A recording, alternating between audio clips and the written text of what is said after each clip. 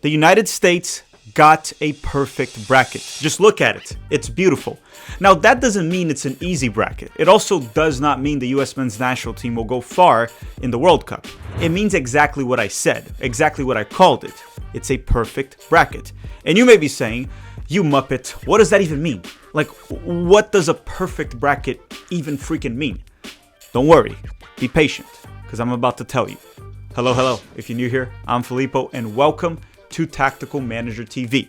And today, I want to dive into the US Men's National Team World Cup bracket, because now we have all the teams that qualified. So we know exactly how it can go, how it'll play out, who the US will face, and I want to compare it to other sides of the bracket and try to make my point of why this is a perfect bracket, because you truly are wondering, why am I even saying this? Now, before the World Cup started, I did make a video telling everyone that the US Men's National Team World Cup group was easy, and I got a lot of hate for it, right? A lot of people were making fun of me and saying that I was gonna jinx it and blah, blah, blah, whatever. I was right. I was proven right there, and I will be proven right here as well. And of course, we're going to do a match preview for the game against Bosnia. We're going to do live watch-alongs. We're going to do post-games for every single US men's national team game. Hopefully, at least 3. We'll see how it plays out. We'll check the bracket and see how far the US can go.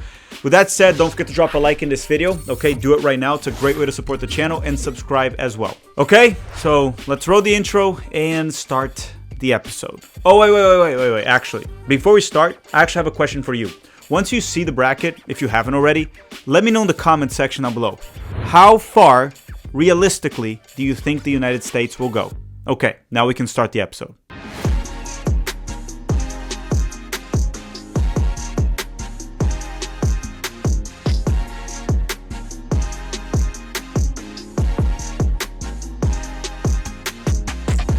Well, the moment you've been waiting for. The United States World Cup bracket is out.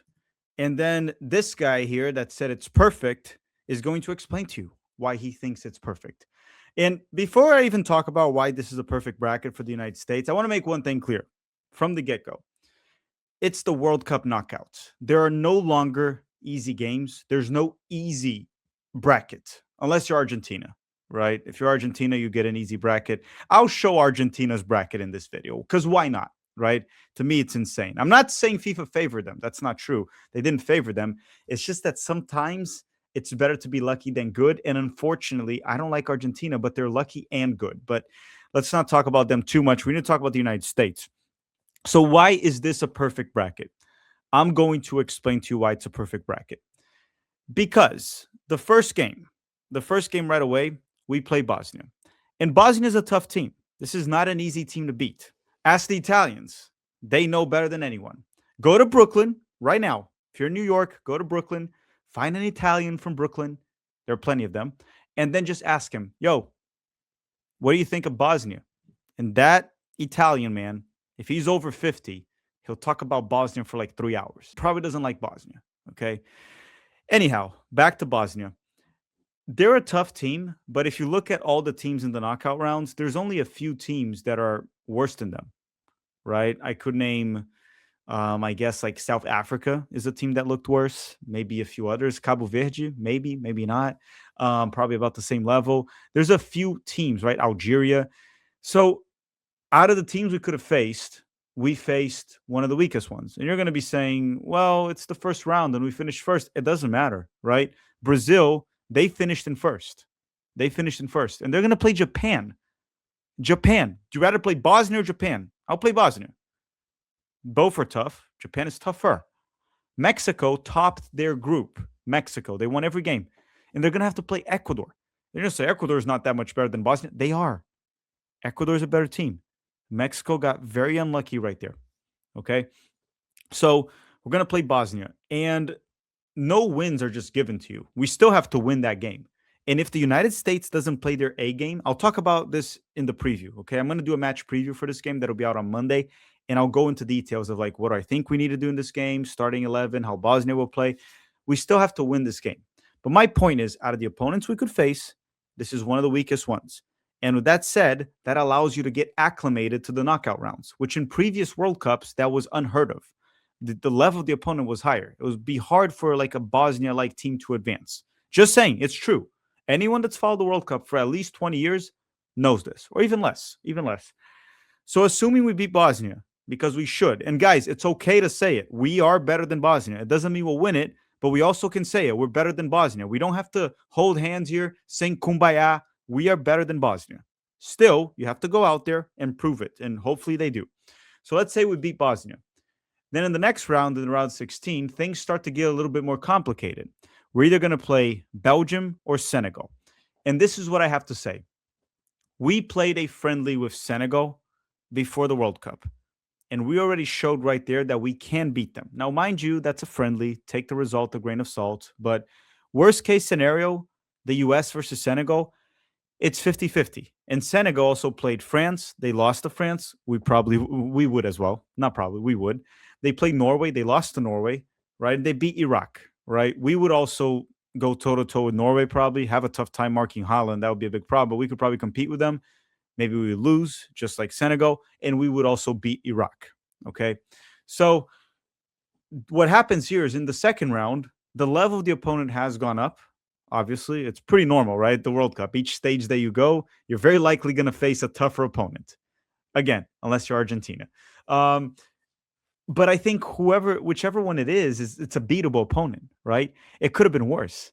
We could be facing France or Spain right away, or Argentina right in the next round, in the round of 16. That could happen, but we're not. We're going to face Belgium or Senegal, which they're a level or two above Bosnia, but they're still at a level where, in terms of talent, in terms of how they're playing, Belgium was very shaky in the group stage. Belgium was extremely shaky. They tied Egypt. They trashed New Zealand, right? Belgium also tied Iran, right? If I'm not mistaken. But they trashed New Zealand. So what?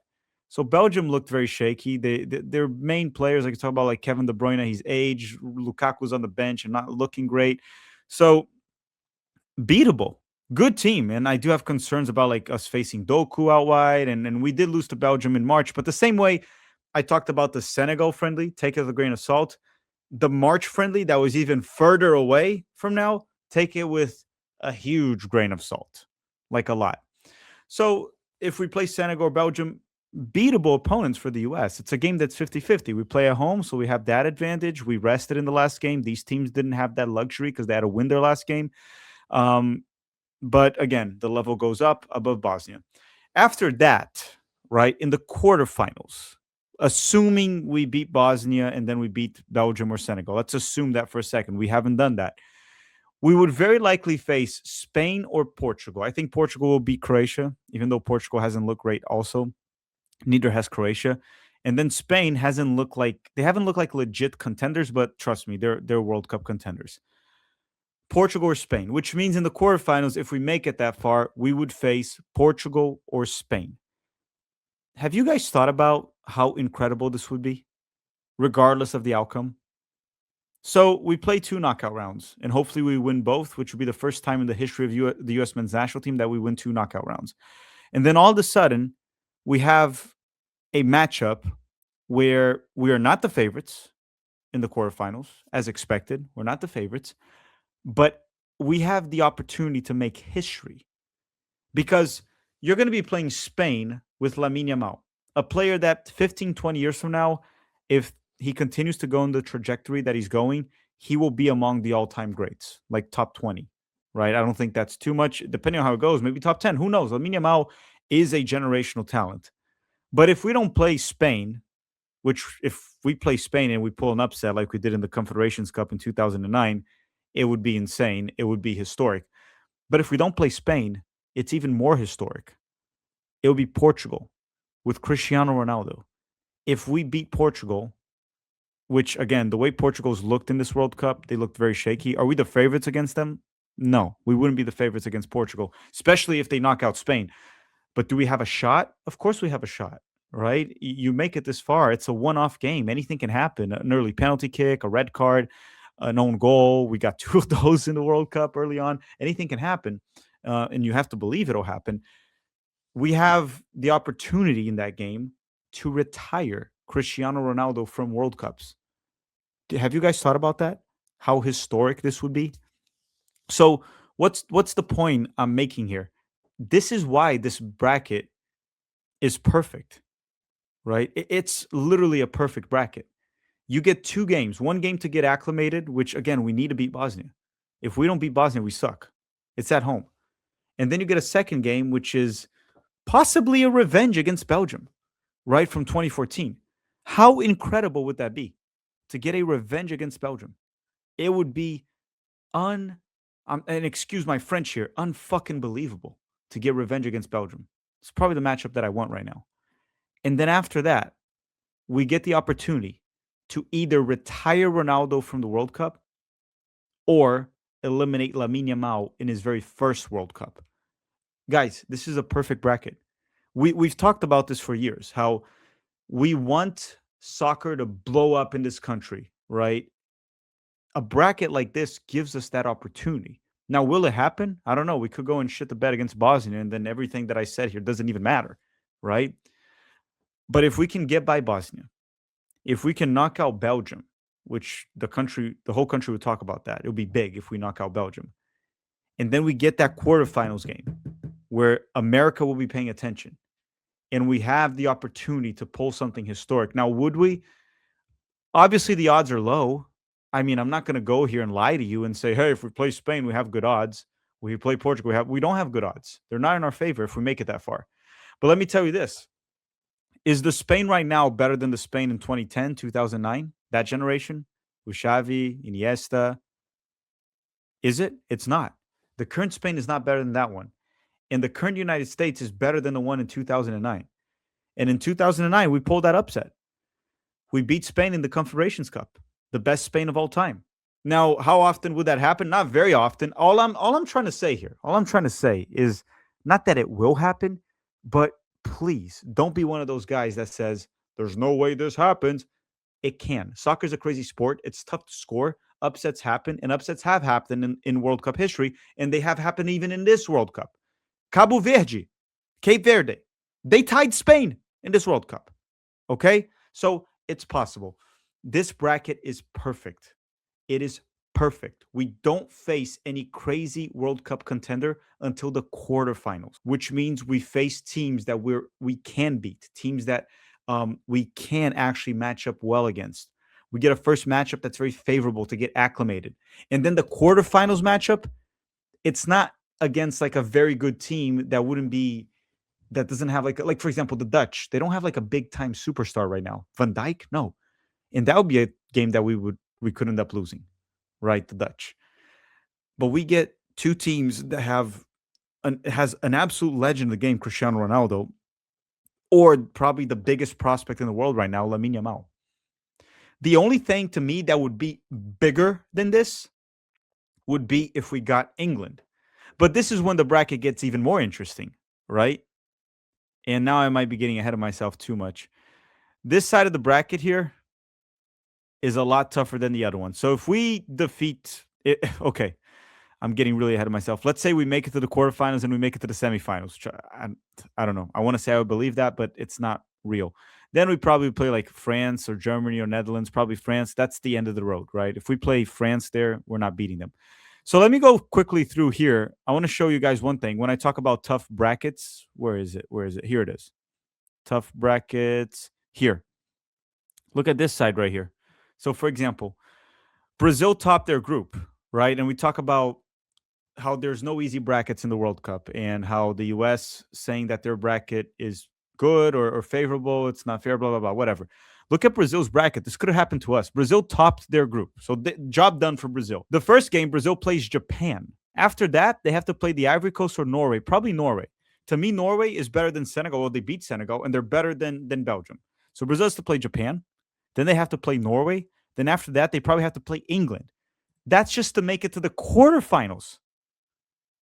Okay, so we got a bracket that's much more favorable, but at the same time, we can make history here. And then obviously you get Argentina, which, oh my God, their bracket. They play Cabo Verde. After Cabo Verde, Argentina will play Australia or Egypt. And then after that, I guess the strongest team they would face is Colombia, which is a very good team. Colombia could even upset Argentina. But Argentina literally gets no legit title contenders up until the semifinals. None. There's none of that in any other bracket, right? If you go to the Brazil side here with England, England is technically a title contender, even though they look like crap. Brazil is a title contender. Norway is a potential dark horse. Look at this bracket, then Mexico, Ecuador. If you go here, France is a title contender. Germany is a title contender. Honestly, the Netherlands, I don't think they'll win it, but they could make it to a semifinal or final, this Dutch team. And then when you go to the US bracket, Spain is a legit title contender. Portugal, I don't know. Man, they've been kind of weird. Belgium, a dark horse. US, maybe a dark horse. So Argentina's bracket is insanely easy, quotation mark, compared to everyone else. They're the only title contenders in their side of the bracket. One could argue Colombia could go far, right? Colombia is a very good team. Switzerland is just annoying, but I think Switzerland will lose to Colombia. But again, Argentina having to beat Cabo Verde, then Australia or Egypt to make it to the quarterfinal. Then they face Colombia, which is a derby. But again, sometimes it's better to be lucky than good. Unfortunately, Argentina is both of those, lucky and good. But everyone, let me know what you think. How far do you think the United States will go with that bracket? Could we make history? To make history, we'd have to make it to the semifinals. That's all for today. We'll release the match preview for United States versus Bosnia on Monday and do the full coverage of every single game. Thank you very much for watching and have a great day.